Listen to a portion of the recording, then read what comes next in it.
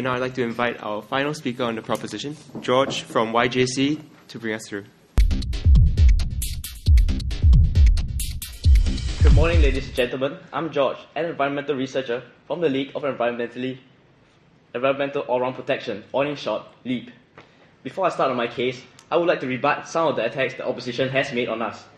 Firstly, they have related taxes to a hammer. It is exactly what we need, a breakthrough. The urgency of this issue is of utmost importance. The opposition has also talked about the hammer breaking the floor. However, I beg to differ, as Singapore's floor is firm and steady, as you can see from our prosperity. We have heard that from the Ministry of Finance and businesses why today's motion must stand, and now I will show you how, from an environmentalist point of view, taxes is the best way to encourage environmentally friendly practices. But before that, let us stand back and examine the problem if firms do not switch to environmentally friendly practices. What are the problems? They include a growing shortage of potable water, as well as a drastic decrease in biodiversity caused by global warming and pollution. According to the chairman of UN panel on climate change, IPCC, water shortage has been said. No, thank you. Water shortage will be the most serious issue, affecting food production, biodiversity, as well as human water consumption. Firstly, regarding water shortage, it has been estimated that by the year 2050, some 4 billion people, which is over half the entire world's population, will be suffering and facing severe water shortages. Point of information, sir. Yes, please. You don't realize that legislation already requires companies to have a proper water management policy. Tell me how tax is necessary. All I'm trying to say is that these legislations are not effective enough. Taxes are, in fact, more effective than legislation, as the problem is now urgent. What you're talking about is your current legislation is not effective enough, it's not fast enough. The urgency of this issue requires us to utilize taxes. Back to my case, according to the World Water Council in year 2007, 1.1 billion people were living without clean drinking water, while another 2.6 billion lacked adequate sanitation. Hence, we can see that this is already an existing problem, and it is highly possible that it will be worse in the future. Ladies and gentlemen, it is not a question of if there's a shortage anymore, it's when. Secondly, global warming has also been linked to the loss of biodiversity. According to German Environmental Minister Sigmar Gabriel, about 150 species disappear every day. No, thank you. An article in the latest issue of Science Journal mentioned a 14% drop in coral growth in the Great Barrier Reef. Closer to home, the situation is even more sobering. The Nature Society of Singapore has found that only 4% of the original mangroves are left. In addition, more than 1/3 of the birds in Singapore are extinct already. This decrease in biodiversity reduces the ability of ecosystems to function naturally, resulting in more land degradation. Point of information, sir. No, thank you. And a reduction in the quality of water. Ladies and gentlemen, we have to nip the problem in the bud now. Our future is at stake. Up until now, I have discussed the problems if not enough is done to encourage environmentally friendly practices. So why select imposing taxes as opposed to other measures? Firstly, taxes are better because it is an incentive to reduce pollution in the long run. Sir. No, thank you. The more a firm can reduce the pollution, the more it can save on taxes. Current regulations are not sufficient in the long term. Regulations may force firms... No, thank you. Regulation may force firms to cut their polluting activities, but it may not encourage them to take on environmentally friendly practices. Moreover, in order for regulation to be effective, it needs to be accompanied by constant monitoring by the relevant authorities. This is not efficient. Sorry, sir. No, thank you. Secondly, revenue generated from taxes can be channeled to support other environmentally friendly campaigns. Unlike subsidies, which draw funds from taxpayers' money, why not draw money from polluting companies to benefit the environment instead? Polluting firms need to pay for the negative side effects and the high social costs that they inflict on the society. Furthermore, the damage done cannot be reversed. The Arctic has already lost 40% of its year-round ice. It will take centuries to reverse the damage done. As such, we have to take action immediately, and imposing taxes is paramount. To summarize, the Ministry of Finance has talked about the effectiveness of taxes and the importance of conserving water, clean water. So what are we waiting for? The earth, our homeland, is suffering from mankind's actions. Urgency is what we need, and imposing taxes is the engine to power this change. Surely you don't want to see wars erupt over water. Surely you don't want to see trees in museums. Once again, I emphasize that imposing taxes is the leap onto the fast track of saving our very homeland. Save the environment, save the world. I leave you this message to ponder over. Thank you very much. Benjamin from Dunman High will now conclude the case and summarize.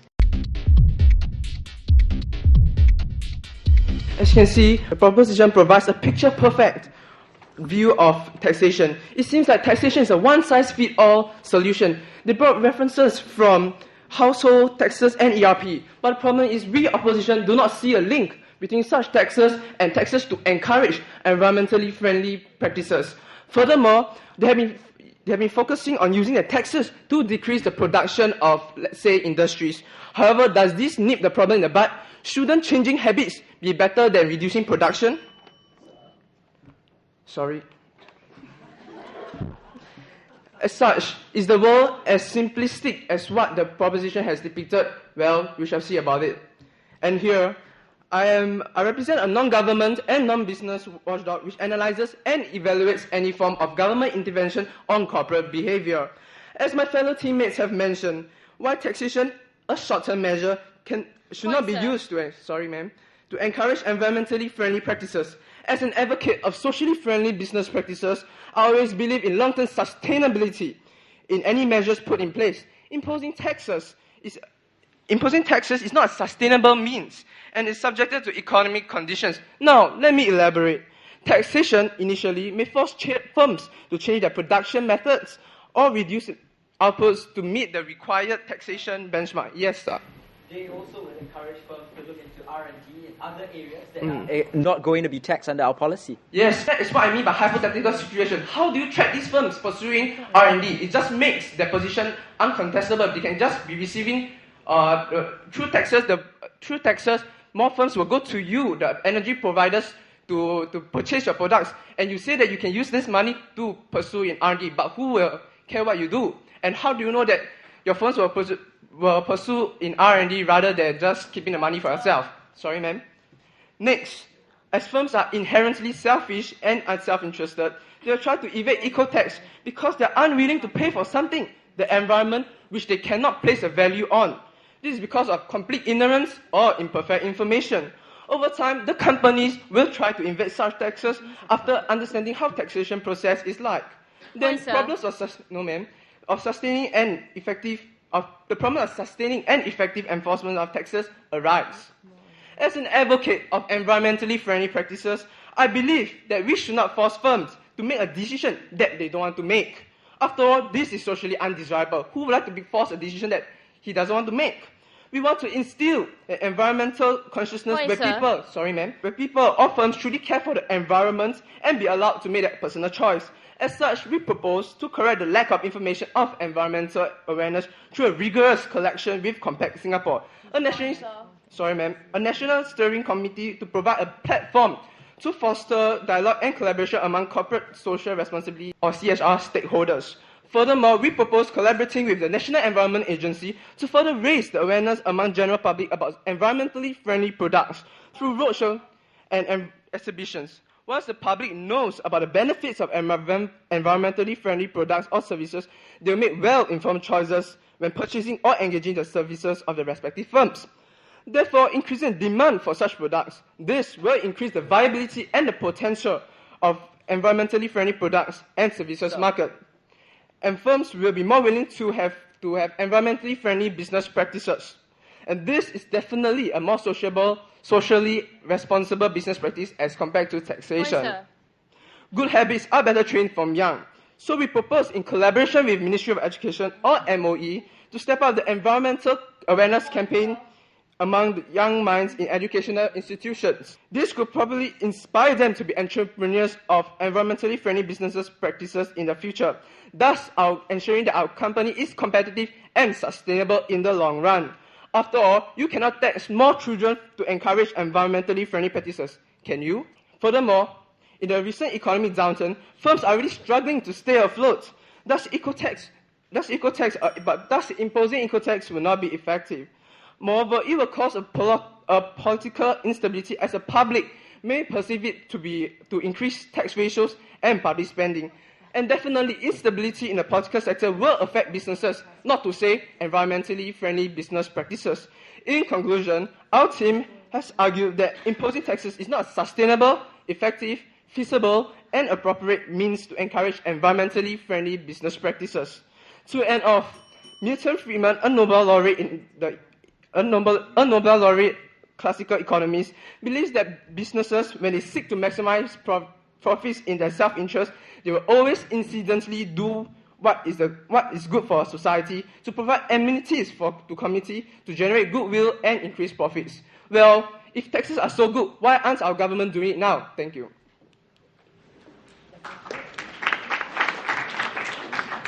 Thank you, Benjamin. And that brings us to the end of the debate. Judges will now leave the room to deliberate.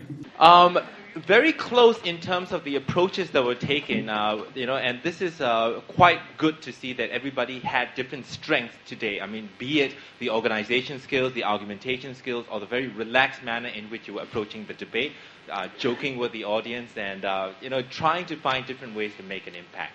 But having said that, this is an MOF tournament, and what we would have liked to see to have made this debate very clear was there have been a little bit more clarity in terms of what specifically we were talking about, what sort of taxation, and this is something that both sides can actually be clearer, not just to say, your job to tell us this, it's your job to tell us this, all right? I mean, in the government, we don't push this sort of responsibility to other ministries, right?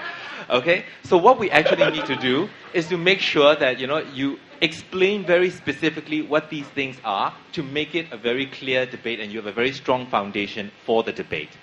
The other thing that we wanted to see was, two halves. The first thing is to show, of course, that there is the need for environmentally friendly practices. And I think that the team spent a lot of time trying to demonstrate, yes, there is a strong need and that things will be great for Singapore and the region and the rest of the world if we only had environmentally friendly practices. What we wanted to have a little bit stronger on all the teams was to have that added, linkage between taxation and the outcomes that you were talking about, instead of just asserting that you were going to have higher taxations and this is going to work. Right? On the other side, we had a very interesting approach whereby there were attempts to show that taxation would have been harmful and taxation perhaps was not even necessary because we've got legislation, we have alternatives, we have the ability to use social awareness. I just want everybody to, know that this sort of different, multiple perspectives in attack is very good. But at the same time, remember what the focus of the debate is, which is to examine the issue of taxation as well. So sometimes I think the teams spent a little bit more time talking about their little pet issue of what the alternative might be and compromise a little bit, the emphasis that they could have had on the central issue, which was going to be on taxation. So that's something that you have to keep in mind as well. Initially, we were worried about the fact that the energy level was a bit low, not much point of information being given. But by the end, people relaxed and they started, engaging each other a lot more. And we encourage that sort of thing to be kept, not just for the team that's going to progress to the final, but I'm sure for everybody in this round as well as in the audience who's going to progress with new forms of debate like British Parliamentary here and other forms of public speaking and engagement. So we wish everybody the best, and I'll leave it to the chair to announce the results. It's a great pleasure that I announce today's debate winner. And our debate winner is from the first team of the opposition, Victoria Junior College. Congratulations. All right, thanks all the teams for a magnificent effort.